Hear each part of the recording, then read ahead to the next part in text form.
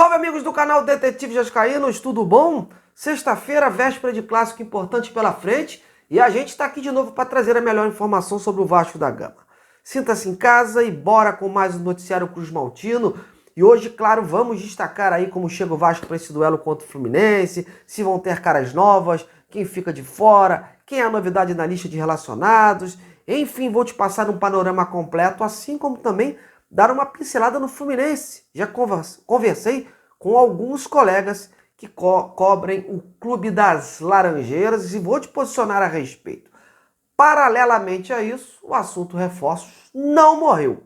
O Vasco segue no mercado, encontra algumas dificuldades, mas vem tentando aí descolar zagueiros e atacantes para este segundo turno do Brasileirão e para a sequência da temporada. Vou contar como anda essa busca e alguns cogitados. Portanto, dedo nesse like, compartilhe o conteúdo do amigo, vire um membro. Se chegou até aqui e ainda não se inscreveu, me dê a honra de sua inscrição. Bom, vamos começar falando do clássico de amanhã no Engenhão, às 21h30, diante do Fluminense. Jogo difícil, porque o Fluminense, embora ainda esteja apresentando uma certa irregularidade, conseguiu somar pontos sob o comando do Mano Menezes e vai querer vir com tudo para cima do Vasco para diminuir a vantagem diante do Clube de São Januário. E até porque, com uma vitória, eles têm grandes chances de deixarem a zona de rebaixamento. Então é um jogo de apelo.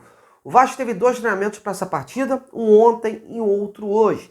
E esse de hoje ocorreu, inclusive, no próprio estádio do Botafogo, onde rola a partida amanhã. O Rafael Paiva comandou a atividade, corrigiu alguns posicionamentos, reforçou alguns fundamentos para este duelo. Como eu já vinha informando aqui, o time que o técnico pretende escalar desde o início corresponde à mesma formação tática que adotou contra o Atlético Goianiense. Na ausência do Coutinho, o Rafael considera, que os 3 volantes que ele vem escalando, o Hugo Moura, o Cocão e o Esforça, eles deram uma maior solidez ali no meio campo. Então ele quer o Vasco ali controlando a posse de bola, e justamente para poder mandar no jogo e não sofrer muito diante do adversário. Quanto ao Atlético, o Vasco andou dando muito campo para eles, principalmente no segundo tempo. Óbvio que nessa hora pesa também a questão física, mas assim como o Vasco, o Fluminense também está saturado. Vem de um jogo pegado contra o Juventude na quinta e de uma sequência também de jogos. As caras novas dessa vez ficam por conta da lista de relacionados. O zagueiro João Victor, desde junho machucado, volta a fazer parte do time, mas por hora na reserva. O jogador vai ser submetido a uma minutagem específica para ir entrando aos poucos na equipe. Mas já é um reforço considerável, meus amigos? O Rojas também volta, ele que ficou ausente da lista de relacionados do jogo passado por conta do nascimento do seu filho lá no Paraguai. E na lista que será divulgada em breve, novamente Rossi, Serginho e Prachetti seguem fora, dando indícios suficientes de que o Vasco não conta com eles para esta temporada. Um aviso claro de que serão usados aí para futuras negociações. Resta saber se os jogadores vão querer, O Rossi, por exemplo, recebeu um monte de ofertas, mas, por enquanto, segue preferindo ficar por aqui. Vamos ver até quando. O chileno Galdames também é outro que será ausência aí para esta partida de amanhã. Uma baixa de última hora e que tinha melhorado e iria para o jogo, iria como dúvida, mas seria relacionado, era o Lucas Piton, Decisão da comissão técnica em conjunto com o departamento médico. Há um temor de que o Piton se lesione mais sério.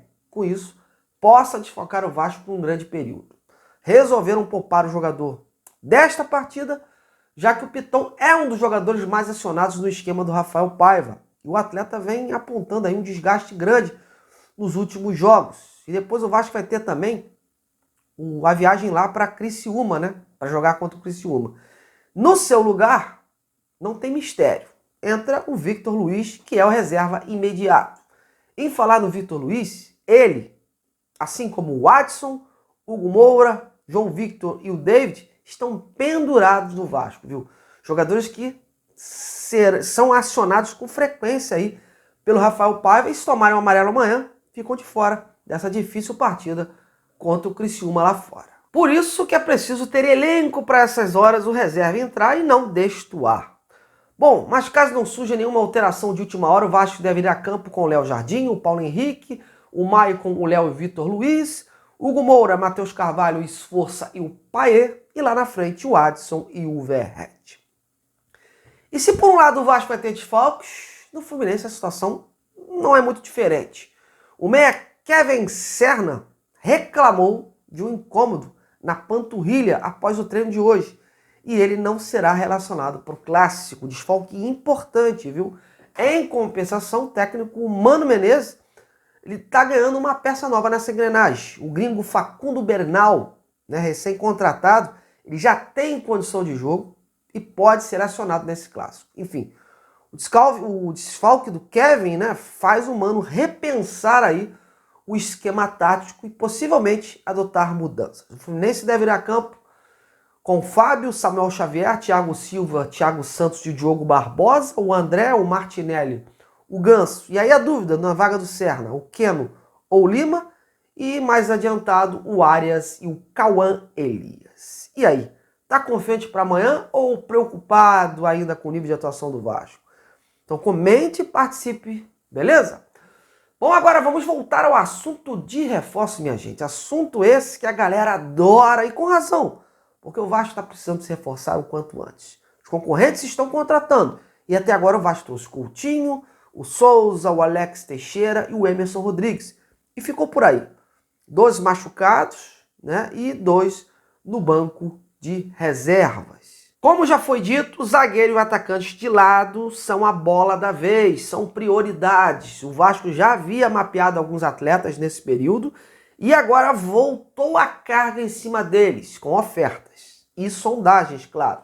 Em relação ao zagueiro, como informado ontem, o nome por hora é o Maurício Lemos, uruguaio do Atlético Mineiro. Mas hoje ainda não tivemos evolução nesse assunto. Como eu falei ontem, há conversas em andamento, mas o martelo final não está batido. Hoje depende mais do próprio jogador e do staff.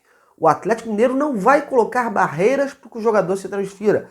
A questão é saber se o próprio zagueiro quer sair de lá neste momento. Na última vez que ele esteve para sair, né, lá para o São Paulo, houve uma recuada. E segundo apurações, foi mais por conta do jogador mesmo. O staff do atleta segue sem responder aos meus questionamentos desde ontem e adota um silêncio. Isso mostra que a situação está em andamento. Se tivesse algo já definido, para bom ou para ruim, alguma palavra teria sido colocada. Eu já conheço o meio desses empresários. Mas o Vasco já investiga o mercado atrás de outros nomes para a zaga. Inclusive, galera, uma ressalva aí, um dos nomes que foram comentados recentemente aí, seria o do zagueiro Léo Duarte, né, que estaria em pauta no Vasco, ele que foi revelado pelo Flamengo. Olha, hoje eu apurei a fundo sobre essa situação até para passar para vocês. Por hora não há nada em relação ao Léo Duarte, né? Hoje eu conversei com o staff do jogador que negou ter recebido qualquer contato do Vasco. Trata esse suposto interesse como mera especulação de mercado. Inclusive fez questão de destacar que o jogador está muito bem na Turquia. Sobre atacantes, a situação do uruguaio Brian Rodrigues segue muito difícil, né? Como a gente já vinha falando antes, o América do México não tem muito interesse em se desfazer do jogador e caso faça, quer uma boa compensação financeira. Uma compensação financeira alta para recuperar o investimento feito, coisa que o Vasco neste momento não tem disponibilidade para fazer. Mas o clube segue atrás de outros atletas. Muito se falou aí nas últimas horas do atacante Yuri César, esse aí revelado pelo Flamengo e que está no futebol árabe. Ele é um ponta esquerda. Sei que é um jogador monitorado, mas não tenho ainda informações concretas se já houve alguma oferta, né, neste sentido. Hoje eu passei o dia todo tentando falar com o empresário dele, buscando uma palavra, mas até o momento sem retorno algum. Vou continuar em cima até para que a gente possa trazer aí um depoimento, né, uma posição, uma sinalização sobre esta situação, sobre essa possibilidade do jogador, quem sabe, retornar ao futebol brasileiro neste momento, nesta janela. Mas é isso, sigo antenado aqui, sem chutes, apurando, e qualquer nome novo aí, volto aqui para te posicionar a respeito. Valeu demais, galera, e vamos aguardar aí o jogo de amanhã. Grande abraço, fiquem com Deus, até mais.